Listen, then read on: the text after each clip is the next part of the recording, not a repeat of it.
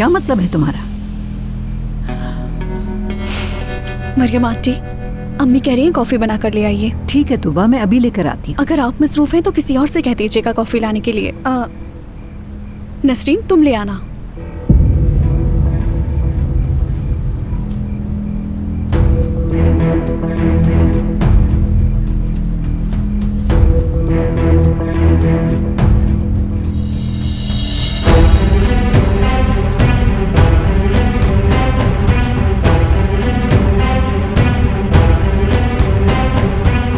करो अली जरा, मैंने तुमसे कहा है ना ये आदमी काम का है, ठीक है?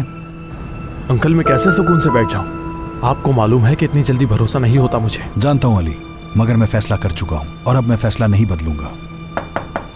आ जाओ। बेहतर है कि हम इस बारे में कल मिलकर बात करें अंकल।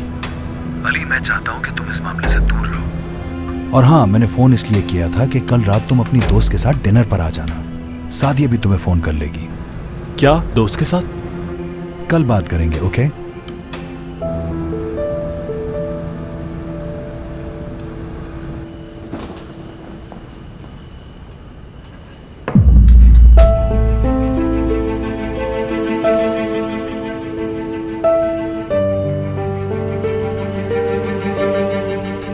क्या आपको कुछ और चाहिए सर?